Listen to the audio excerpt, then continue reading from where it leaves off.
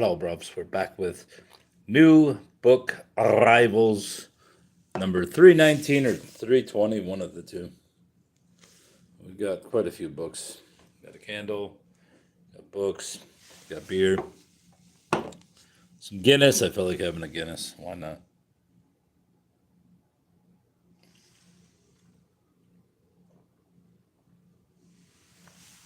So let's get through this. The pint is poured.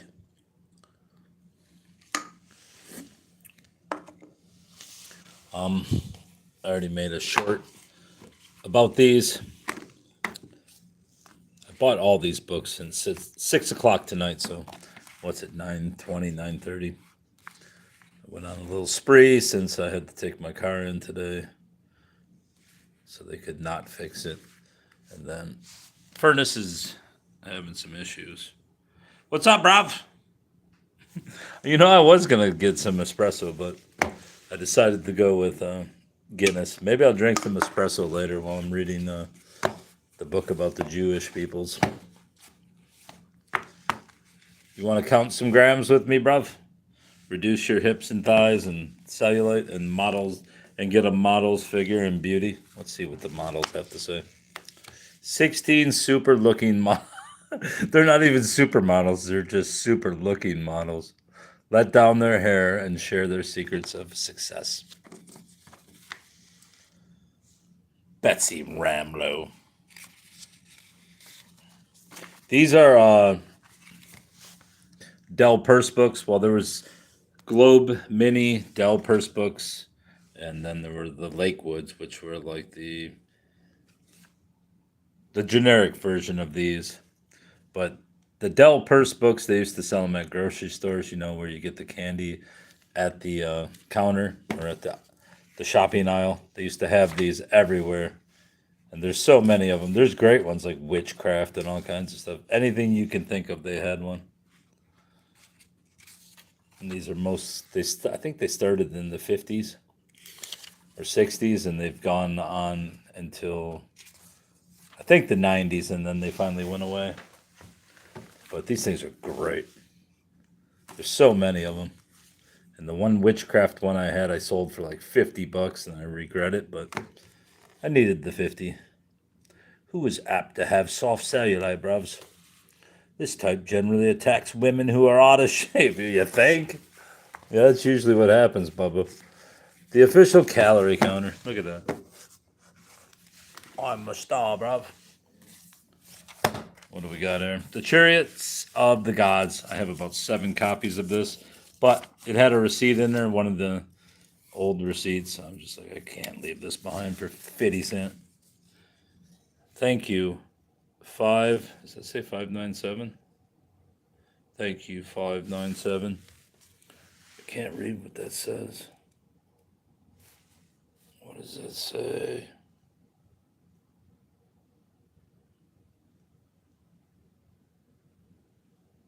Don't know what it says. Something care and service? Is that what it says? Care and service. Thank you, 577.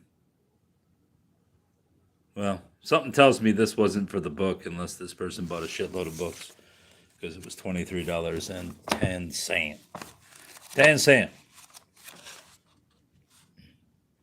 There's the first book to look at these mysteries in the light of new knowledge about space travel, bruv. Right, sure it did. Here's a classic. Philip K. Dick, Flow My Tears, the policeman said. Look at this sad little bastard. How lachrymose. Buy this one and brace yourself by Theodore Sturgeon. This one's probably worth some money, but it's not in great shape. As you can see, the spine is cocked, creased, and looks like someone pissed on it. Oh, what's this, bruv? Pastoral Vocation Office, Detroit, Michigan. On the occasion of confirmation, we are happy to present you with this prayerful reminder of our need for Christians dedicated to the spreading of the kingdom of God. This came originally, probably second-handed to the Book Exchange. of 210 West 11 Mile, Royal Oak, Michigan. I want to tell you about Philip K. Dick's new novel, Flow My Tears, the policeman said. It is not for nothing that the new rash of academic studies of sci-fi, I guess that's what SF is, which may nod in passing to a parade of our greats, gives whole pages, whole chapters to Philip K. Dick, writing a concise description of one of his books, sketching one of his plots, is like trying to carve a leafless tree in granite, real and solid and strange and far out as his characters may be. They all exhibit complex traceries of personality, quite impossible to predict, and sometimes just the other side of the reader's ability to understand. I don't understand, bruv. These books I understand because I'm selling them. Nice girls don't live forever, and nice girls don't have fangs. As you can see, she has fangs. She's not a nice girl. Let's read the synopsis. Unemployment sucks. Maybe it was the shenanigans gift certificate that put her over the edge when children's librarian and self-professed nice girl Jane Jameson is fired by her beastly boss and handed $25 in potato skins instead of a severance check. She goes on a bender that's sure to become Half Moon Hollow legend. On her way home, she's mistaken for a deer shot and left for dead. And thanks to the mysterious stranger she met while chugging neon-colored cocktails, she wakes up with a decidedly unladylike thirst for blood. I mean, to call this a book is to call my fist a killing machine. I mean, this ain't no book. This is a fucking profanation of ink, paper, and machine time on a press. These two, oh, shibobbles, I ripped that fucker, mother flapper, son of a bitch. Jennifer McMahon, I'd never heard of her before tonight, and then I found 2 books by her at different thrift stores. Promise Not to Tell and The Children on the Hill. She's a New York Times bestseller. Hopefully I get $10 for these books that I look at her. That looks like a person who has no fucking soul. 41-year-old school nurse Kate Cipher has returned home to rural Vermont to care for her mother, who's afflicted with Alzheimer's. On the night she arrives, a young girl is murdered, a horrific crime that eerily mirrors another from Kate's childhood. 3 decades earlier, her dirt-poor friend Dell, shunned and derided by classmates as Potato Girl, was brutally slain. Dell's killer was never found, while the victim has since achieved immortality in local legends and ghost stories. Now, as this new murder investigation draws Kate irresistibly in, her past and present collide in terrifying, unexpected ways. Yeah, it's going to be a humdinger, bruv. So I hope to make $20 off those 4 books that I paid. What? $1.75. The Young Alexander, The Making of Alexander the Great. And I believe I saw this book. I don't know if you know who Milo Yiannopoulos is. I follow his Twitter once in a while. But I think he mentioned that he buys them off, websites because the fuck is in my beer? Is that a hair? Son of a bitch. That's not good, Bubba. You didn't want no hair in there. There is a hair. Well, good news is it's probably mine. Bad news is it's probably mine. But yeah, he buys his online. I buy mine at thrift stores. I got this for $1 at the library. The Young Alexander, obviously Alexander the Great. There's another book I plan to sell just because I don't really have much interest in American servicemen who are hostage in Asia. Not that I don't care, but I mean, you can only have so many interests. But this book value. Whoa, is it signed? That'd be great if it was signed. No, I think that was just a map. Could have swore I saw some writing. Could have swore I saw writing, bruv. No, bruv. I was seeing things, I believe. I saw things. This guy saw things too. Anyway, I hope to sell this, make some money, since I apparently have some. You are not home yet. All the POWs are not home yet. Need to get some work done on my furnace. So hopefully I can sell some books. That would fall into the realm of selling. This was a 10-center from the library. Usually most books I want, I would get this just because I collect Freud and his daughter books on them. Not because I'm going to read them, but if I ever open a bookstore, I'll need stuff like this. So I wait till they never get bought, and then they get stuck on a 10-cent shelf, and then I buy them. I bought this one for just that amount, 10 cents. Same with this, Playboys and Mayfair Men, Crime, Class, Masculinity, and Fascism in 1930s London by Angus MacLaren. In December 1937, 4 respectable young men in their 20s, all products of elite English public schools, conspired to lure to the luxurious Hyde Park Hotel a representative of Cartier, the renowned jewelry firm. There, the Mayfair men brutally bludgeoned diamond salesman Etienne Bellinger and made off with 8 rings that today would be worth approximately £500,000. It's honestly not that much. Such well-connected young people were not supposed to appear in the prisoner's dock at the Old Bailey. Not surprisingly, the popular newspapers had a field day responding to the public's insatiable appetite for news about the upper crust rowdies and their unsavory pasts. This was not a 10-cent book, but I also got it from the library. The Collected Poems of Octavio Paz, 1957 to 1987, and it is bilingual too. I didn't even open it, I just saw it was in good shape. I saw something about your breasts. Hell yeah, Bubba. Your breasts. I was alive and saw many ghosts. Oh, there it was again, your breast. Your breasts. Your breasts between my hands, water again rushes down. From one balcony, the fan to another opens, the sun leaps and closes.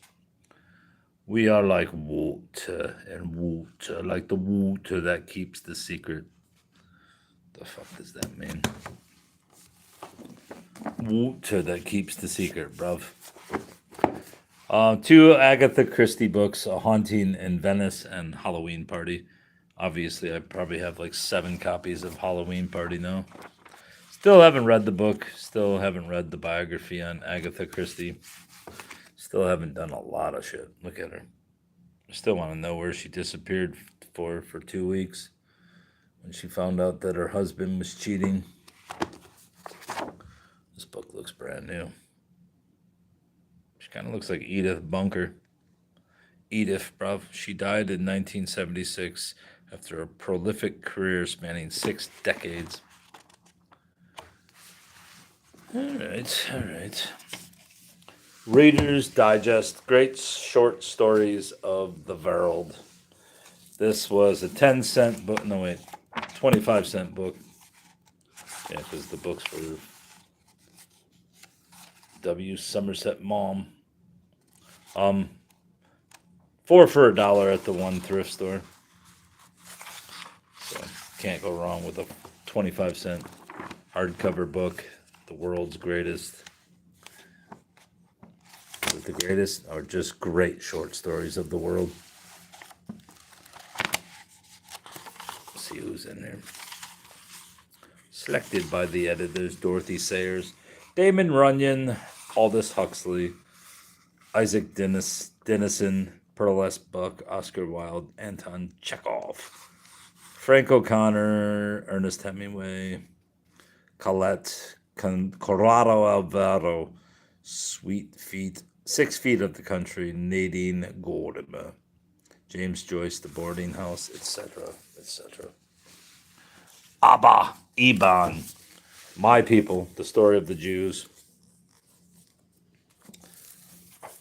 Since people are fashionably against the Jews, I continue to pile up books on the Jews.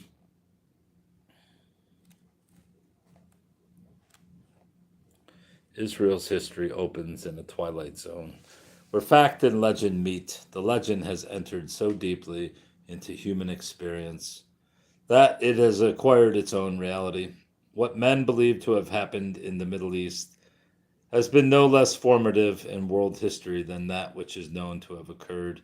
Fact and legend come together to describe Israel's emergence into a Middle East dominated by the river empires of the Nile and the Euphrates. Around these opulent waters, it was possible to build settled societies which were not dependent on the unequal fortune of the skies.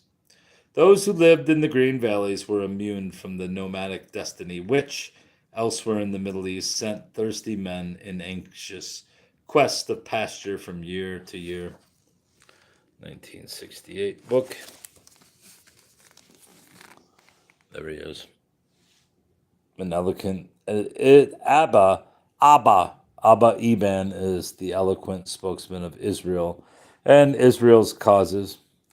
Like I said, very fashionable not to like Israel, but I don't really give a fuck what people like. I will collect what I want to. But no one can stop me. Nobody can stop me, bruv. The Saint Detective Magazine. What year is this? Some old, some new, the finest in mystery fiction. Murder of a Maharaja. Open all night. Maisie Grieg. Arthur Summers Roche. John Creasy. Fucking year is this? Since I ripped the shit out of that cover earlier. Let the Saint play Santa Claus 12 times a year. Oh, I just was at the point of finding out what year it was. 1957. John Creasy, Thiessen, Stivens, Blockman, Roche, Bush, and I don't know any. Hal Elson. I don't think I know any of these names, but yeah, put that aside. The Bamboo Cage, the full story of. I already did this one, didn't I? I did. We move on to these. I used to get these for my child, but said child doesn't seemingly like manga anymore, or at least not the ones I grab, so I never know. Toilet Bound Hanako-kun pun. This is the kind of stuff my child draws, so. Now I just collect them just in case I ever open a bookstore. Oh, sad little girl. What year was this stuff written? 2020, so this is relatively new. And since I have the first 4 volumes, probably should sell these, even though I already scanned them into my Libib. If I can get some money, I will sell these. I'm sure I can get some money. Full major plays by Henrik Ibsen.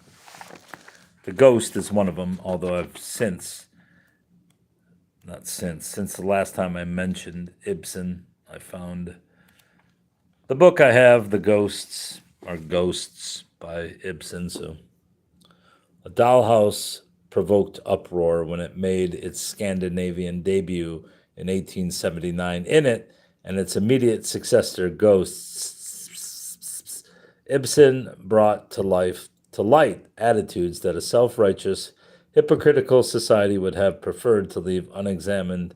His heroines perceptions about society and their position in it are conveyed with a clarity that is still shockingly dramatic.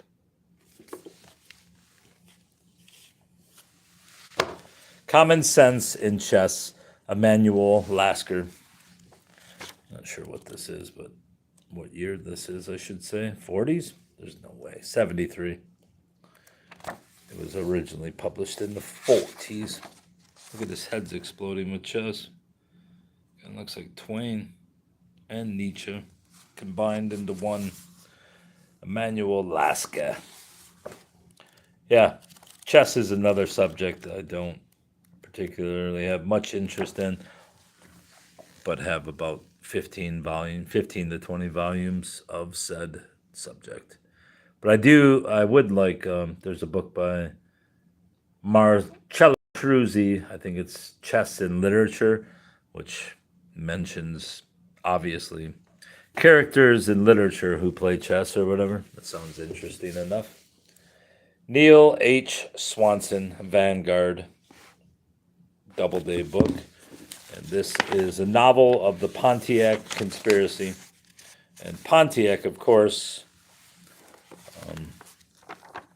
laid siege to the fort in Detroit. There's many tales on Pontiac and his murder. Chief Pontiac, that is. And I've meant to read them over the years, but never have. So now I have a novel of that subject. English and Indian Wars. Detroit was one of the places. The Great Lakes, obviously, was one of the focal points. But I don't think this is set anywhere near Detroit. I think it's in Pennsylvania and Ohio. Nonetheless, I got it. It's not in particular good shape, but such is life. Celibacy in the early church, the beginnings of a discipline of obligatory continence for clerics in East and West, by Stephen Hyde. Hyde presents a penetrating and wide-ranging study of the historical data from the early church on the topics of celibacy and clerical continence. He gives a brief review of recent literature, and then he begins his study with the New Testament and continues through Justinian and the Council in Trullo in 1690 in the East and the 5th century popes in the West. He thoroughly examines the writings of the Bible, the early church councils, saints. Why are some words seemingly smaller? I guess I'm just seeing shit. And theologians like Jerome, Augustine, Clement, Tertullian, John Chrysostom, Cyril and Gregory, Nazianz, and this one's probably the most interesting book I got today. The Husband Hunters, American Heiresses Who Married into the British Aristocracy. And it wasn't only the British aristocracy, but it was European aristocracy. And one of the more famous ones was Clara Ward, who married, I believe, a Belgian king, and they wasn't even a king.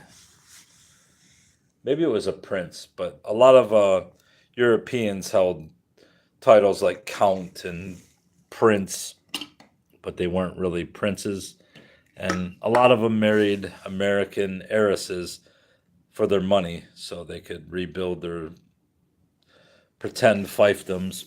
And in the case of Clara Ward, who is not in this book, her husband, I can't recall his name was something of Chimay, and he married her and revitalized his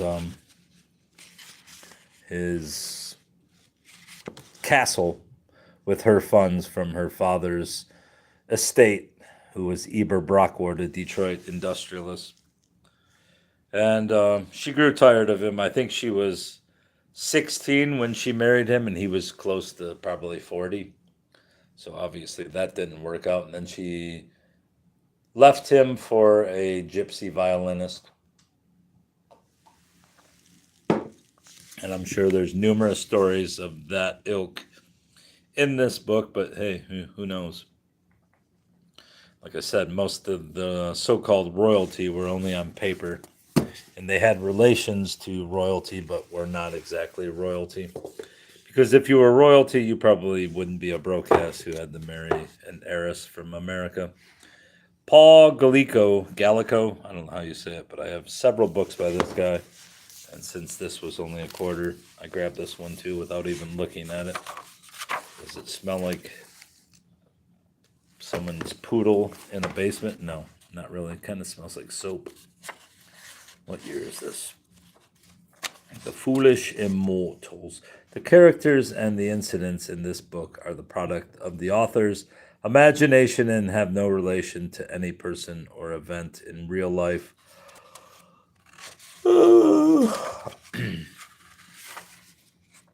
1953. As I said, he kind of wrote on what I know of him, sort of occultish, light, spirituality sort of things. Damn. This book doesn't seem to follow that. Millionaires Hannah Bascom.